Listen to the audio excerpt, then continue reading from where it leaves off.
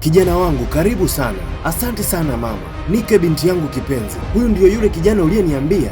Ndiyo mama. Oh wow, asante Yesu, nimefurahi kukuona. Karibu sana. Asante sana mama, nimefurahi pia kukuona. Jamaa akamuuliza bibie kama baba yake anakuja. Bibie akamwambia usijali, anakuja sasa hivi. Bibie akamwambia mama yake aende kamwalakishe mzee. Mama akamwambia oh, baba yako yuko chumbani huko, anafanya mambo mawili matatu, si unamjua alivyo, lakini basi acha niende nikamuite. Sasa huyu ni mama huyu binti anaitwa Nike, na huyu msela ni mpenzi wake, amekuja kujitambulisha ukweni bwana.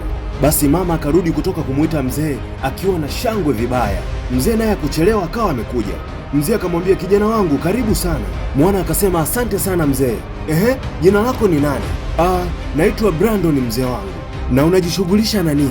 Mwana akasema mimi nafanya kazi kama mhandisi wa majengo katika kiwanda cha Crown Building Construction na niko pale kwa miaka 4 sasa. Mama huku akasema jamani, mko si ndio huyu sasa? Alafu akamuuliza baba, si unajua vile mwanao anapenda mainjinia Basi vitabasamu fulani hivi pale, huku mzee akatundika tena swali lingine. Brandon, nieleze ni chuo gani umesoma? Brandon akamwambia nimesoma katika chuo cha Lagos, degree yangu ya kwanza, lakini pia nikaendelea na masters katika chuo hicho hicho. Akamuuliza tena, na wazazi wako wako wapi? Jamaa akamwambia sisi wote ni watu wa Enugu, wazazi wangu wote ni watu wa Igbo. Mama akasema Igbo? Baba huku akabadilika na sura kabisa na kuambia. Akamuuliza yani wazazi wako ni wa Igbo? Mwana akasema ndiyo mzee, baba yangu ni mtu wa Nsuka na mama yangu ni mtu wa Auka. Mzee akamwambia mwanaye mtupishe kidogo. Baba, nenda, tupe muda kidogo. Nike ikabidi ainuke tu awaache, lakini mzee akawa amebadilika sana baada ya kusikia jamaa ni mtu wa jamii ya Igbo. Mzee akamuuliza tena jamaa, umekuja hasa kufanya nini hapa? Brandon akamwambia kiukweli ninampenda sana binti yako, hivyo nimekuja hapa kwa ajili ya kujitambulisha kwenu. Baba, ninahitaji kumuoa binti yako, ninahitaji kutengeneza future na yeye. Future Mzee akakaa sawa kwanza, kisha akamwambia kijana mdogo, wewe ni Muigbo na sisi ni Wayoruba, hivyo ni maji na mafuta, kwa hiyo hatuwezi kuchangamana, hakuna njia yoyote itakayowezekana, na kuna stori nyingi sana huwa wanaishia pabaya. Brandon akamwambia nadhani huwa ni watu tu wanafanya stori ziishie pabaya, lakini sio makabila. Mzee tafadhali, niko tayari kumfanya binti yako kuwa mwenye furaha katika huu ulimwengu. Ninakuomba mzee wangu, japo ninakuelewa kile unachozungumza, lakini mimi ninampenda sana binti yako. Kiukweli ninampenda sana Nike. Ninahitaji tu nafasi kutoka kwako ili nikuthibitishie. Mzee akamuita, Mr. Brandon, nadhani umesema una masters ya uhandisi wa majengo. Ndiyo baba. Kwa nini sasa hauelewi ninachozungumza? Hauwezi kumuoa binti yangu. Siwezi kabisa kukupatia binti yangu. Nimemkuza katika utamaduni mwingine. Haiwezekani. Baba tafadhali, nisikilize kijana mdogo. Siwezi kumruhusu binti yangu kuishi na mwanaume wa tamaduni nyingine ambayo sijamkuza nayo. Mwana akaendelea kujitetea pale. Mwisho wa siku mzee akamuita Nike. Nike akaja akakaa. Hali ya hewa imeshachafuka hapo na kwambia. Nike akamuuliza mama yake, mama, kila kitu kiko sawa? Mama akamwambia, mimi na baba yako tumejadiliana pamoja na rafiki yako Brandon. Huyu sio mwanaume sahihi kwako. Kwa nini na kivipi? Hauwezi kuolewa naye. Kwa nini? Mbona siwaelewi? Baba, Brandon ni mwanaume sahihi, ni mchapakazi na ni Mkristo na ananipenda. Sasa tatizo ni nini? Yaani ni nini kimetokea? Nashindwa kuwaelewa. Mzee akaguna alafu akasema ni mchapakazi ni Mkristo mtu sahihi Wewe hauwezi kuona kilichopo nyuma ya huo upendo. Mzee akaongea sana kupinga uhusiano wao kuendelea. Kisha akamwambia kijana mdogo, mazungumzo yameisha. Kisha akainuka akaondoka zake. Biblia akabaki anayatafuta machozi tu pale kwa mazungumzo ya maumivu na hisia kali, huku kajasho kembamba kakiwa kamesha mtoka bwana Brandon.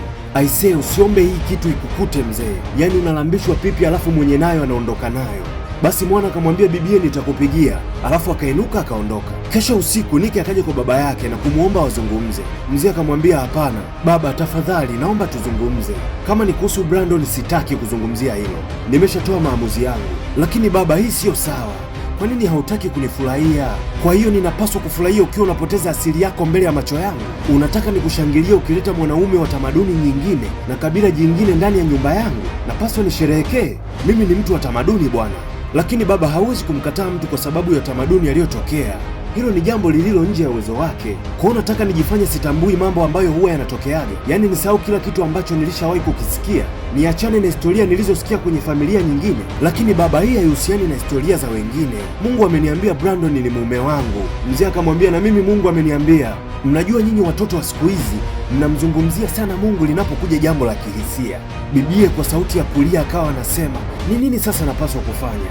Nitalimalizaje hili jambo na mwanaume ninayempenda kwa sababu tu ya tofauti za kikabila? Sielewi kabisa nitafanya nini. Baba, unaweza kuona hata upendo uliopo ndani ya moyo wangu. Mzee akamwambia, naomba uniamini, ninakutakia mema, utampata mtu sahihi kabisa, niamini.